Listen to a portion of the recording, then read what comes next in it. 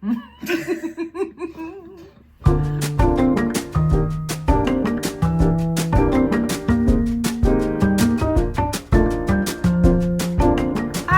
welcome. We're the Book Mavens. I'm Rachel. This is Amanda. Today we're going to be talking about book 15 in the realm of the Elderlings Series and book 2 in the Fitz and the Fool Trilogy, The Fool's Quest.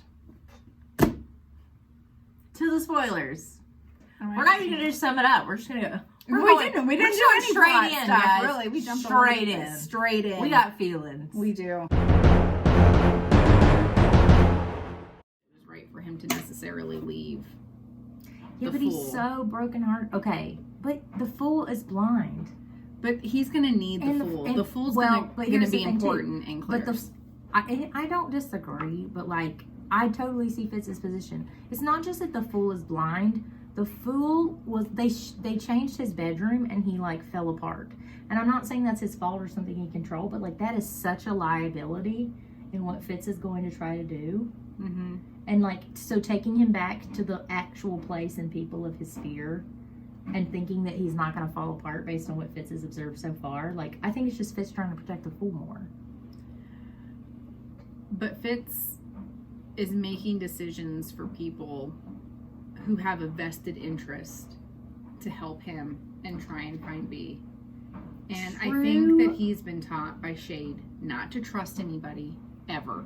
And so this is his setup, so he doesn't trust anybody. He's afraid to rely on anybody, and you can't keep going through life alone. But on the He's same, felt like he but hadn't on the been home same since Nine Lives token, died. it's I'm not. That's true, and the whole.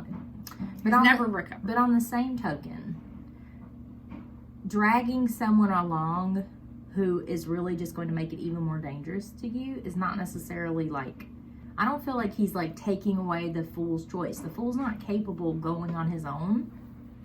And not at this time, but I think he's going to get his sight back. I'm sure he is, because he just like rolled up into Calcindra and like. So with the fool, I love how Fitz sees the fool. That he can see the fool as Amber. He can see the fool as the fool. He can see the fool as Beloved. He can see the fool as Lord Golden. That's a big moment for Mage him. Grey and everything. And to realize that they're all the same and it doesn't matter. Like, they're all parts of him, them. It's a big moment for him. I really like that he's not bothered by those things anymore. I find that to be just I think real defining part of their friendship, that he just accepts Beloved as Beloved is. he did like have that. some moments of hesitation, like when he appeared as Amber, like when Malta first brought them in, and they're like, "Oh, Amber," and he's just like, "You remember?" Because he had, remember he had that huge blow up it took a book and a half for them to like repair their relationship. I think he had some twinges of that, but like. But that's just so accurate to how like forgiving someone and that kind of stuff goes, because like, yeah, you still have these moments where you're like, look at how much about this person I don't know, but he's like, but I know this person. Like, he doesn't let those doubts creep back in. But even like how Hobb writes it, where when the fool is dressed as Amber, Fitz sees the fool as Amber, reference it in female terminology even. Like, just that's just really interesting to me. So let's talk just about whatever the fool is, whatever the fool and presents, then that is how Fitz will see the fool and Molly. What about them? In the sense of, okay, because that's true, but there are moments like he talked about, like when Amber took his arm the same way Molly used to take his arm, and he's like, I don't like that, because like I think it's just something part that of is his a mourning. a female thing to do, to hold on to a man's arm that way, is part of playing Amber. That's true, but I just think I thought it was interesting because Fitz is like, I don't like this because this is how Molly used to touch me, and like he's still mourning her. Yeah, like when he took her candles and the little book of Bee's journals, he's about to come for you. And with the bear, and that was what he wanted to save. And I'll carry those to the ends of the earth, and I was just like, he gets them back. So that was good. Hey, boo-boo. He's back. They ended up in the wrong place or something. Like, well, they kept talking about the time issue. That Fitz and the fool, they're losing time, like 4 days or whatever. Here, 4 days there. And we know that Fitz had been stuck for a month over a month before in a skill pillar and how scary it was, and he had to kind of reassemble himself. That's part of what made me so mad about the Fool, because Spark is not, she's not skilled, and he took her through 4 times in the same day. Well, I mean, the Fool's, like with no breaks in between. Like the Fool's really damaged. Fool's broken. I know, and that's what I'm saying. It's like, but this is always his MO, because that's how he sees his role. His role is to choose tools to use. But he very much dislike. He never does it for selfish purposes, though. There's always the big picture for him. I mean, he foresaw his own death. He did nothing to prevent his own death. He knew that was his destiny. That's what I mean. Like, he's not. It's never selfish. I just think sometimes for me the end does not justify the means, because just because he thinks he's not making a selfish act does not denote the damage or potential. Oh no, I was very annoyed with him that he did that. I mean, it's just one of those things where I honestly think that had Fitz just taken him, none of that would have happened. He did that because. But Fitz I totally understand why Fitz doesn't, because he is so damaged. But I honestly believe that he is not going to be able to accomplish the things he needs to accomplish without the Fool. I was gonna say, the Fool never. I mean, not one single book has the Fool ever just accepted not getting his way. Not once, ever. Well, he can't. It's his mission, as what he is.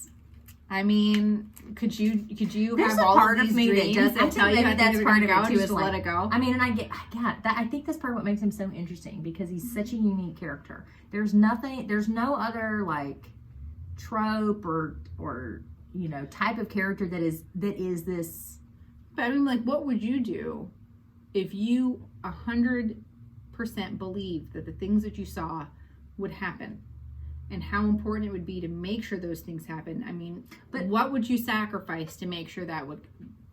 But don't you feel like this is different? Because like he's not. I mean, I get it. He wants revenge and he wants to free the other whites. Well, I think that's really the thing. But like he's not. That he's not going to be able to succeed without him, like with 100% surety. So it makes me think that he's seen things. But all he's been telling Fitz is that he doesn't see anymore.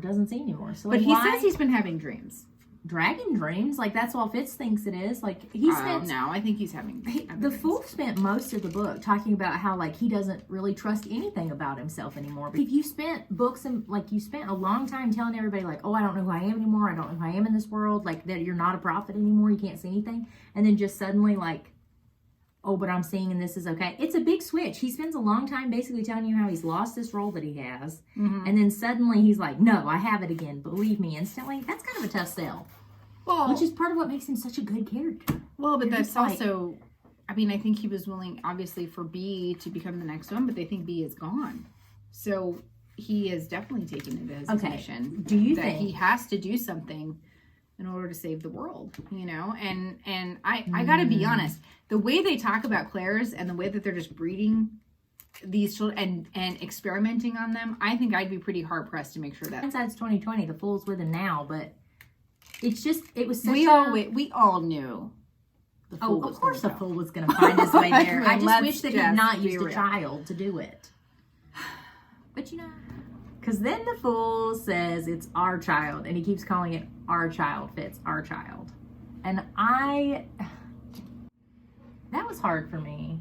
And because I feel it for Fitz, that's hard for Fitz, because B is really the last true thing he has of Molly. It was purely his and Molly's. He never had to share B with anybody else other than Molly. It's not like Nettle where he has to share her with Burrick's memory.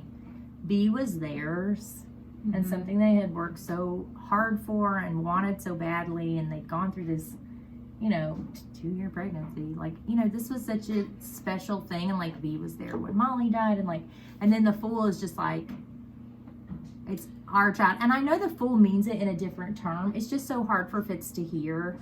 And like, I kind of, in my heart kind of cracks a little bit every time the Fool says our child. Because Fitz is like, I mean, he gets it eventually.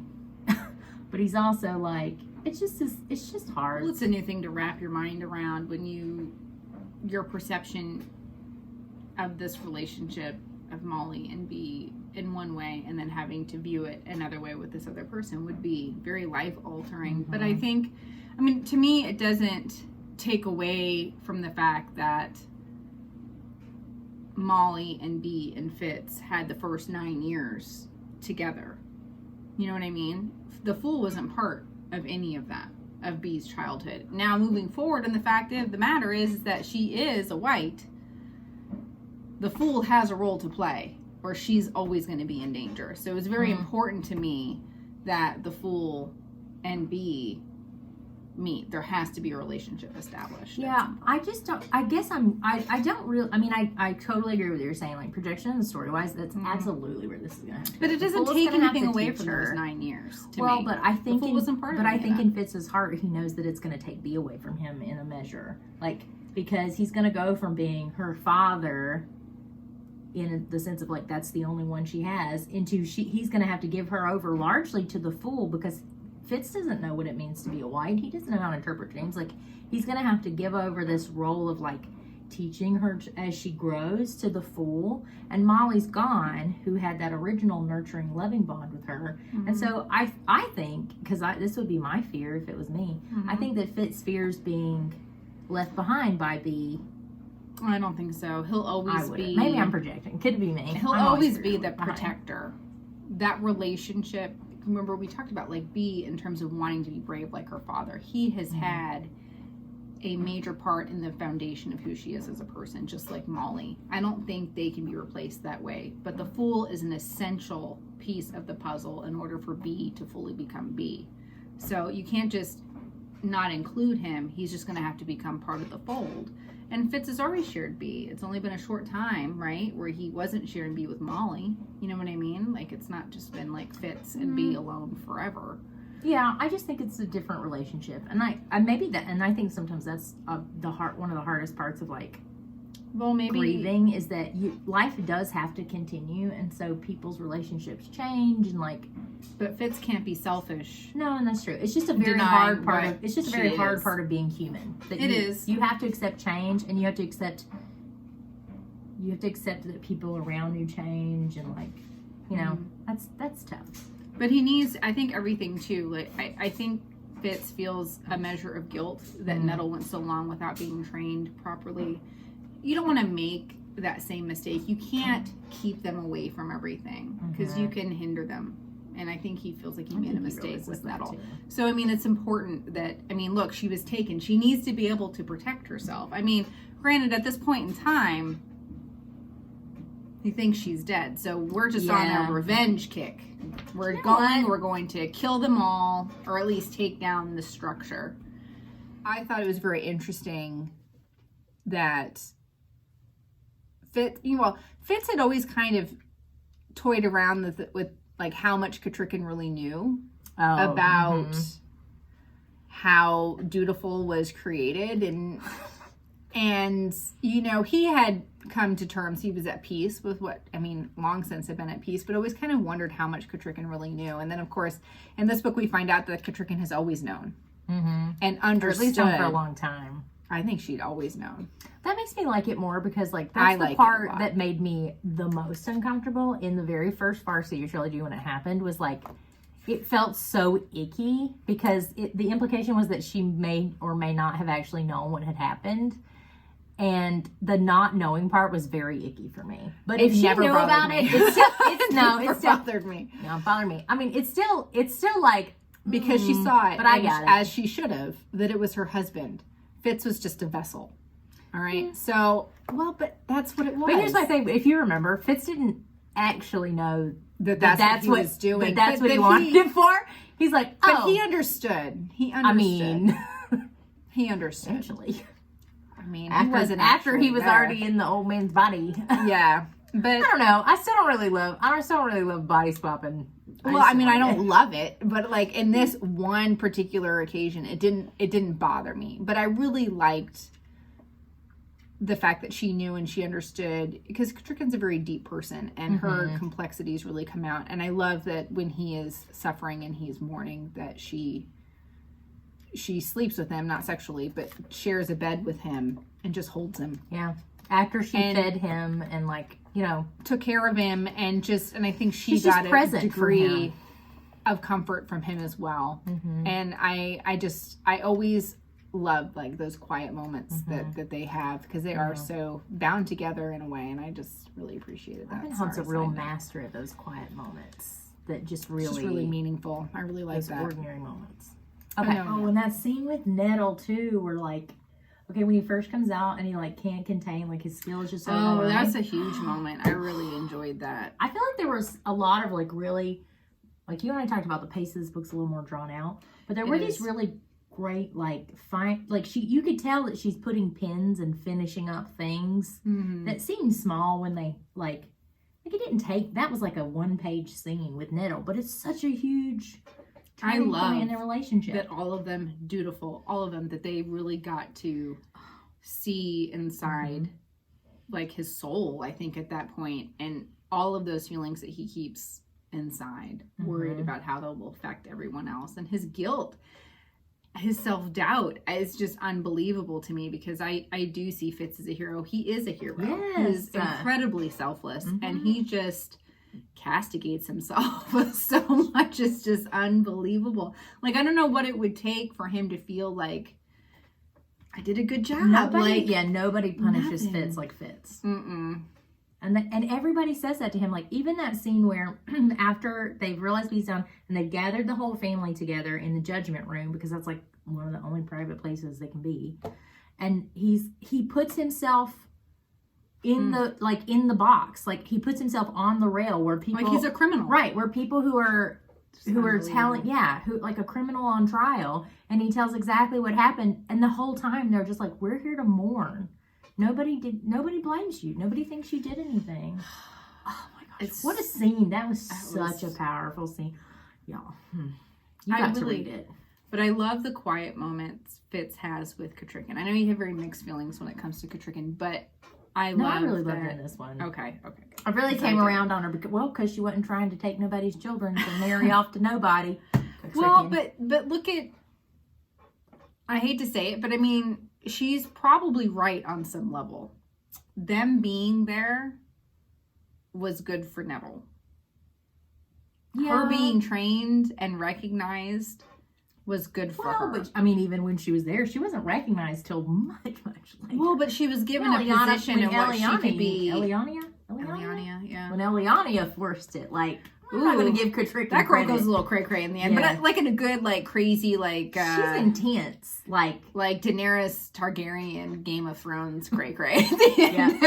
She's one of those characters. She has not mellowed. No. She was real intense when you met her. She's real intense now. Now she's got a little power behind her, so she's like, yes, let's send in the armies. We're just going to burn it to the ground. You know, Fitz with a handkerchief. She's like, dip this in the blood of everyone you kill. And I'm just over here like, okay, all right. She's very intense. I was like, whoa there, Nelly. It's like, she's got put the brakes on. Got some crazy in her eyes. She does. Ooh, and even Dutiful, he's like, hold on, hold on, honey. Let's take a second. Well, I just love how tactful Fitz is, and he's like, well, I'll let you know if I need that backup. Because she's like, we'll send every man in my mother's house, and he's like, ooh, I kind of wanted to sneakily go by myself, check it out first. I don't actually know where we're going. Very intense. Let's not bring the whole army. Because don't really know where we're going yet. Yeah, well, I mean, so much of this book I really feel is just character development with Fitz and relationship conclusions. I think because we know. I mean, there's only one book left, right?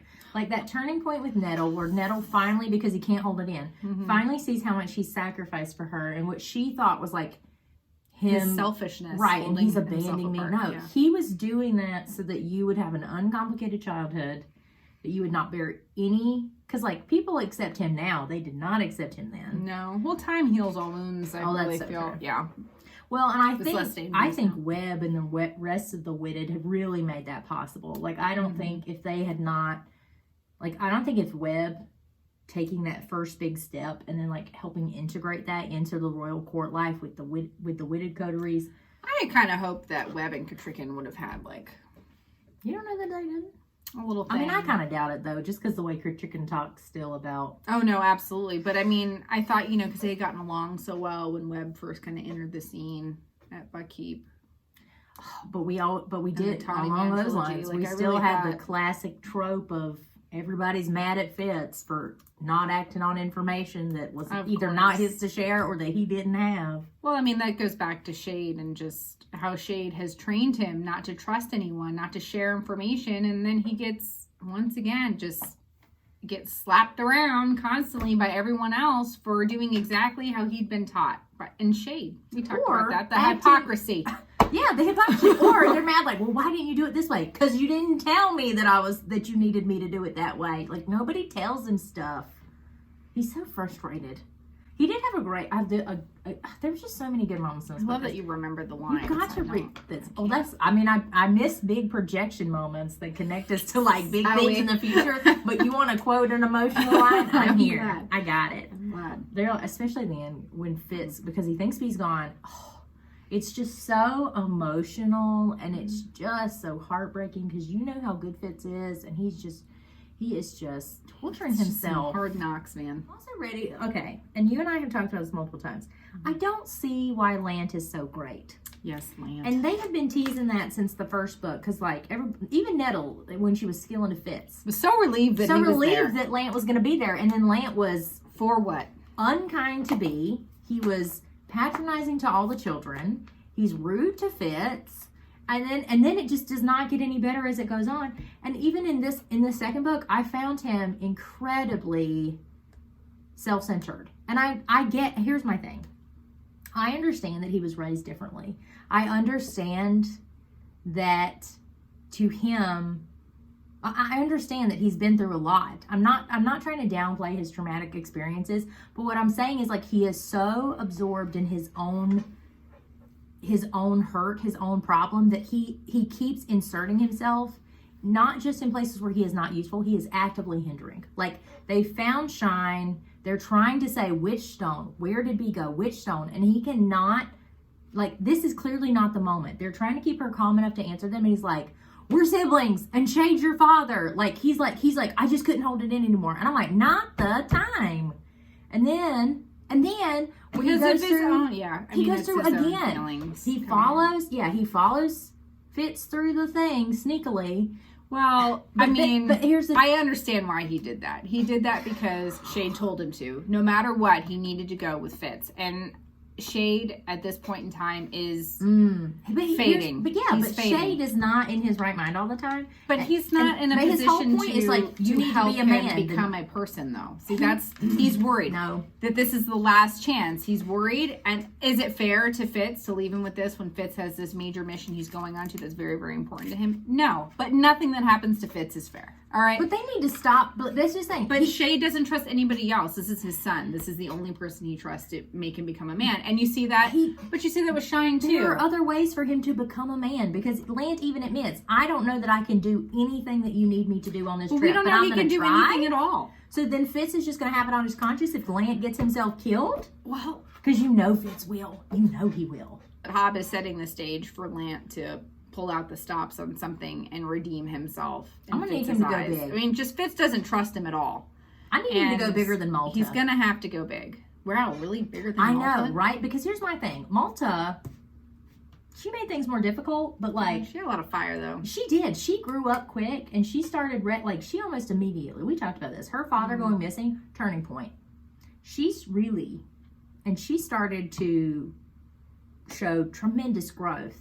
And in the family, not just as an individual, but like as her role in the family, tremendous growth. I need him to go bigger than Malta, because so far all he has done is make Fitz's life harder, and Fitz is my favorite.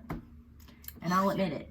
Yeah. Lant and the Fool really, really, really burned my grits there at the end of the book. And I'm ready. I'm ready to these characters. I'm ready to be won over. It's not even that they're not. But I think you also have to get it is that we live with Fitz. We live in Fitz's head because it's a first-person narrative with Fitz. We are emotionally closer to him because we see everything going on in here. I'm not saying my feelings are fair. I'm just saying that's how I feel. No, I understand. Your feelings are valid because Lant has not shown us anything. We're like Fitz. We're waiting. We're like, we don't get it. But you know what, Robin Hobb? Way to masterfully tease me alone, because if something happens in this last book, and then I'm like, okay, Lant. I'm ready. I'm ready to eat my words. I'm 100% ready to come back. Well, it's not so much eating your words. I mean, he hasn't done anything yet. And if Robin Hobb's aim was to make you very irritated at Lant, Kudos. Success. You got it. You did it. Because I was like rapid fire texting Rachel last night. I was like, I don't know if she's reading this. I was like live texting as I finished the last couple chapters.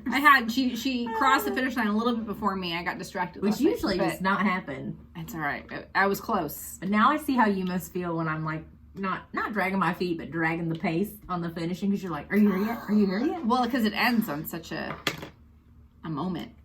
You know.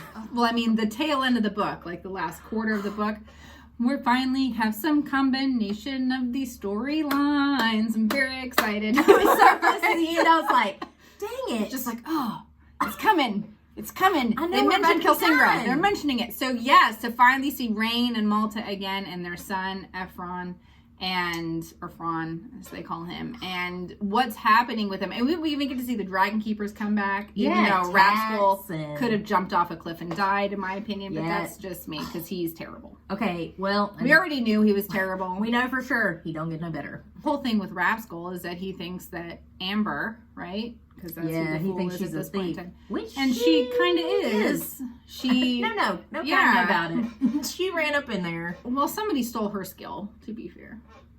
She was robbed as well.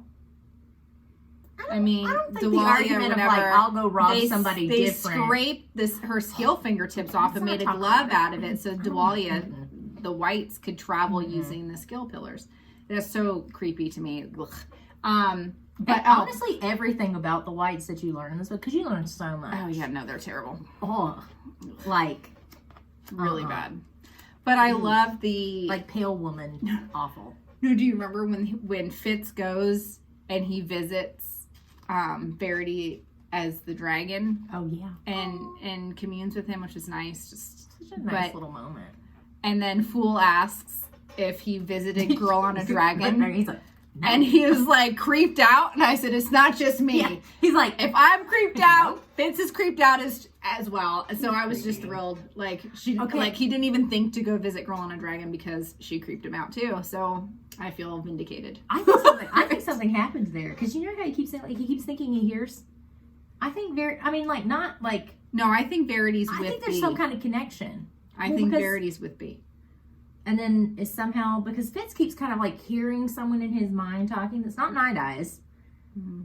So you think maybe Verity is communicating. I think there is a connection Fitz from B, the way that Night Eyes is communicating to B from Fitz. I wonder, once again, going back to this whole idea of someone's essence being shared, that because the bond between Fitz and Night Eyes was so strong that there's something of Night Eyes, that essence, that gets transferred to B. Like, I love that Night Eyes is still present. And so, I mean, I do think there's all kinds of things, but they do talk about, I mean, the Fool is referencing B as the savior of the world. Like, it's not even that she's a catalyst. She herself, right, is going to change the world, or her catalyst is something or other. She is the next step in order to keep the world afloat here. So she's very, very important. So this idea that she has all of these guardians, all of these entities, these people helping to shape her, I think is really interesting. That is interesting. I really didn't think I would. Okay, because, you know, I mean, book one, I thought the Fool was the most interesting character, like, to read. I still think, I still think he's so interesting and so fascinating as a character type. Like, he's so original. Do you hear though his self-hatred? He has self-hatred for how he's had to treat Fitz. Like, it was never his intention to become emotionally close to Fitz, and it just happened. That was never the intention, and he became so attached, right, that he feels a sense of tremendous guilt for using Fitz as he had. And Fitz pointed out, he says, "Well, if it wasn't for you, I would have been dead. I would have been dead." So much but about then the Fool, to which the Fool says, yes, from danger that I put you in. Yes, but it's like what came first, the chicken or the egg situation with it at this point. So, I mean, I like that Fitz is just taking it kind of like the wolf, right? One day at a time, being in the present. This is where we are now. There's no point in going back. They're so complicated, their backstory. I haven't sorted it out, but I was definitely, I was so annoyed at the Fool. Like, actually, I wasn't even annoyed. I was flaming hot mad. I think we're just all annoyed because about the Fitz way just can't catch a break, and so it's really easy to blame everyone around him on why. I think it's just really that's easy. so true with the Fool. He just can't catch a break.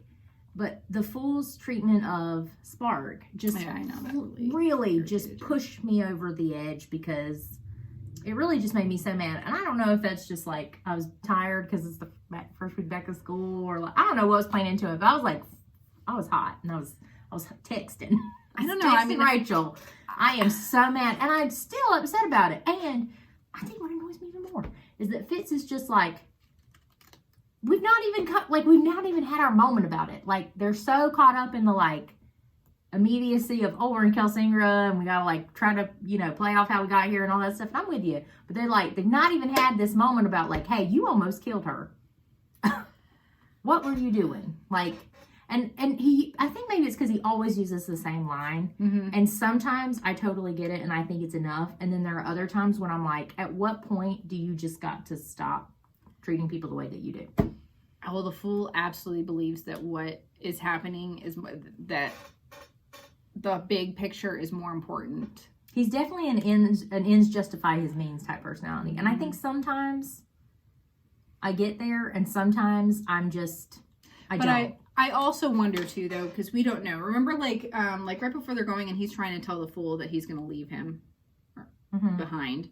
That there was an issue between Spark and the Fool, and Spark was mad. I really think that was about the Fool perhaps trying to leave Spark, and Spark not wanting to. No, the Fool told you what it was about. He said that she disobeyed me. She wouldn't go get me the dragon blood out of Shade's thing.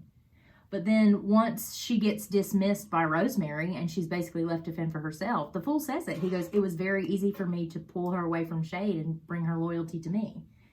He manipulated that situation to get her to go. She's just like another little Fitz. Right. That's what I'm saying. And maybe that's what it is. Another little like Fitz. We just don't want to see it happen again, I guess. He's grooming her a little bit.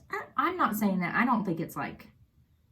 I think he genuinely enjoys her company. I think that he values her help. She's got some tremendous talent. She trusts... The Fool trusts her. Like, the way that she leads him... So I don't want to be like totally about it, but there's just stuff that just doesn't sit right with me at the end of this book with the Fool, and I'm like, I'm anxious to see where we go because I still think he's fascinating. Oh yeah, no, he may be one of the most unique characters I've ever read, like ever, for sure. Robin Hobb, very very complex. Cool. You're a master. It's at the end with the children.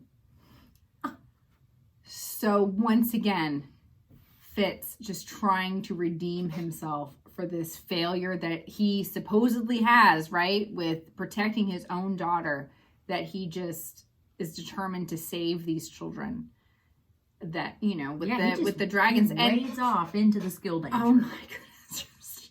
It was heartbreaking for me as a parent. I did cry through that section just because, once again, it reminded me of that desperation Malta had in the quartet, that her son was dying and from being exposed to the dragons, right, and all of those changes. And you get to see that there is an error being made by these dragons.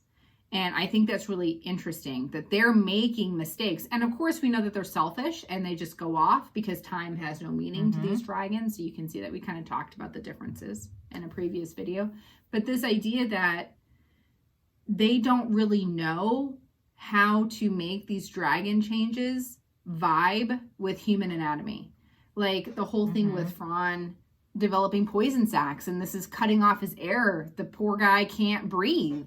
And so for Fitz to be able to use the skill, and I love it that because they're dragon touched, it just sucks the skill right out of Fitz. He's just like this delivery system, and of course it's wiping Fitz out. It takes tremendous amount of energy. But I love how positive he is about it. Like he feels like this is really what I'm supposed to be able to do with it.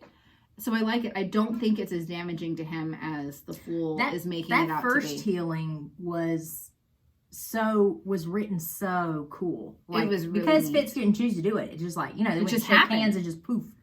But what a cool way to find out they can do that. But I do think I do think he was taking it too far. Well, at the end, when he's shaking and things like that, but I do think that he is capable of doing these massive skill heals, that it's not going to kill him. But it's just... I just love that he is determined to heal. And the desperation he sees on these parents and realizing that he can give them a chance to save their children when his own child couldn't have been saved.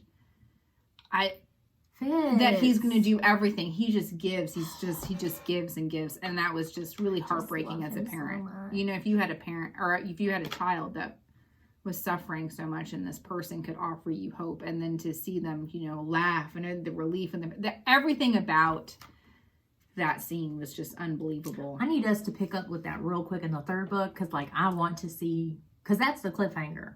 Well, right. Well, the cliffhanger is Amber gathering him back to himself, and not just, you know, sail she away pulls off into the skill. glove. So now Rapskull sees that she's touched so they've the been skill taken into custody for Silver, and I'm ready to.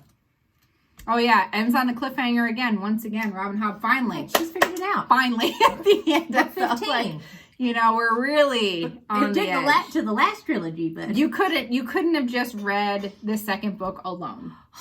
It doesn't end. Again, if I was waiting on the next one to come out, I would be. It would be really, really hard. I would be a mess, because what a place to leave it.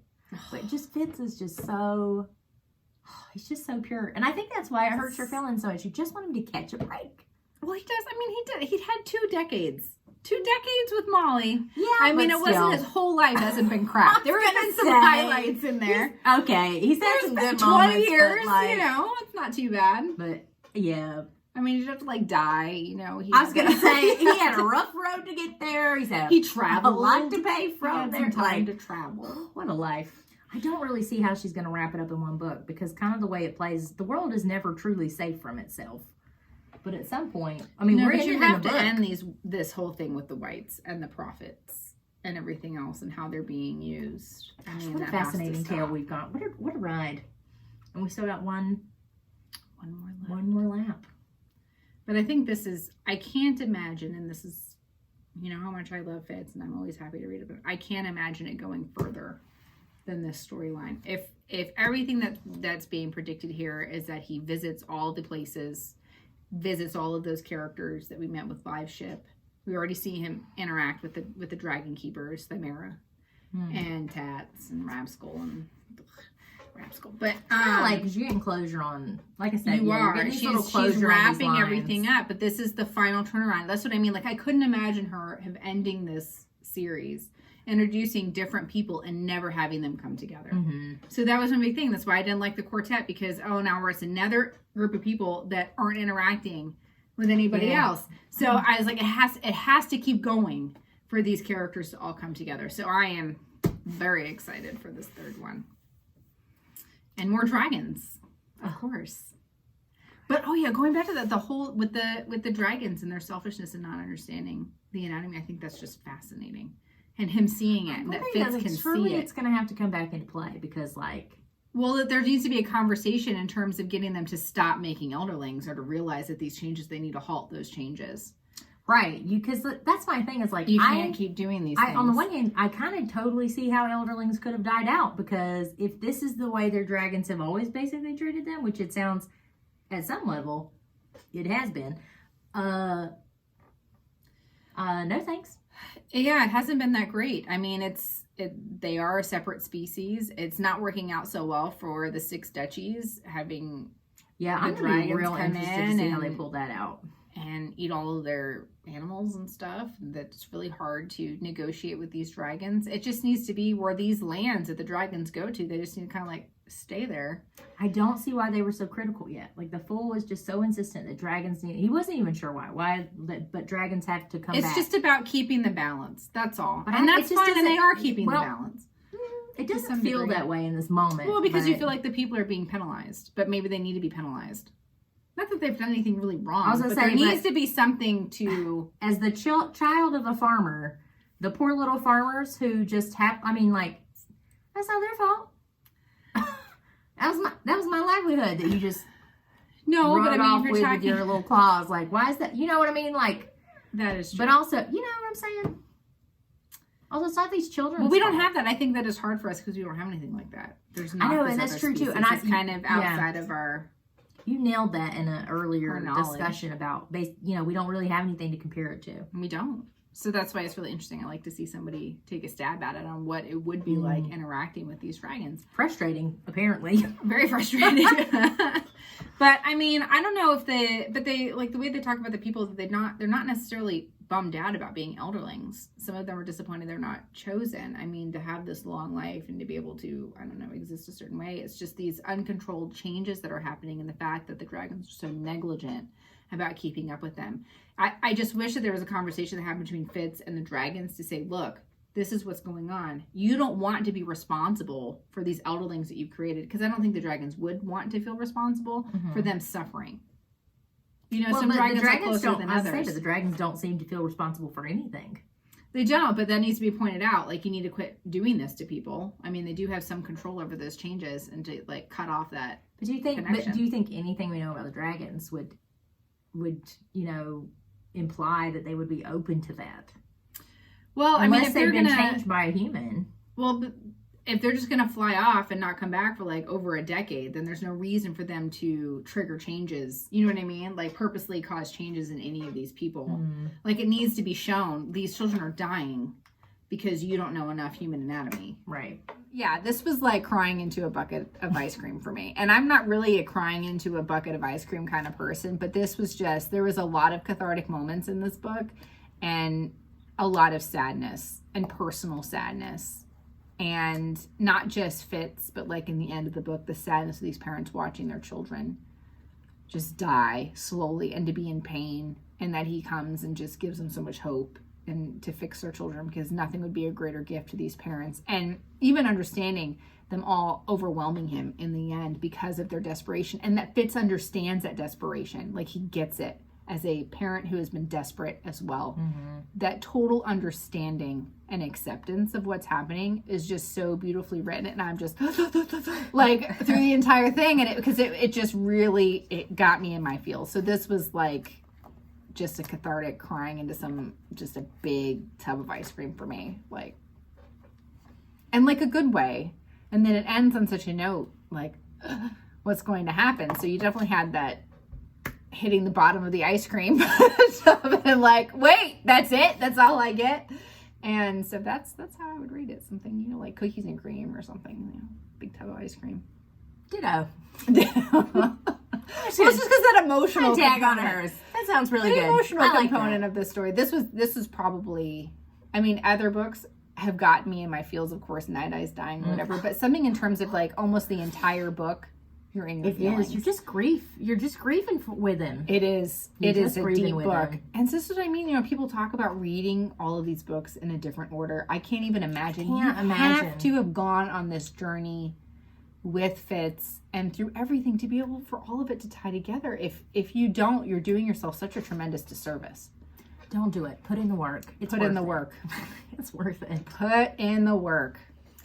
Please let us know what you thought of book 15 out of 16 in the realm of the Elderlings series in terms of how you felt. Did this really pull your heartstrings like it did for us? You know, please comment down below. We'd love to read your comments. We really would like to do a shout out to our #1 fan that we've had so far, Jennifer Robin, your tag name. We love getting your responses to every video we've done. We really appreciate you sticking with us through this entire series, and we certainly look forward to your response on this video. Please let us know how you felt about this book, about the character development, what parts of this book really grabbed you, because there were so many moments. And what are your, I think you read all of the books. So we actively check for your comments. We do. I was excited about your thoughts. Very excited because I know you've already read the whole series, but what can you tell us that we can look forward to? Don't spoil it for us, but... And we appreciate you. Yes, we do. We appreciate you so much.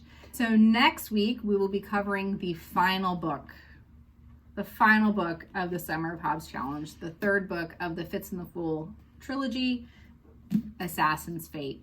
And I think this is the longest of any of the books that she's written. She's got a lot of storylines to, you know, close up. And I can't wait, and I cannot wait to see his journey through all of these places that we've already visited, and to revisit characters that we saw in the Live Ship Traders trilogy, which is so beloved, and we love that trilogy as well. That and to have Fitz in there, I'm so excited for that Paragon and Fitz meet cute. We know it's going to happen. It has to happen. I'll be so disappointed if that does not happen. Bye. Well, Sorry, I'm yawning. I'm so sorry. let us know what you thought. Never mind, she's drinking now. Sorry, I almost spit it out because I was like, did she not see me with a jar? I wasn't. I was thinking of what I was going to say, like we all do for our kind of more scripted parts. Sorry, I messed it up twice.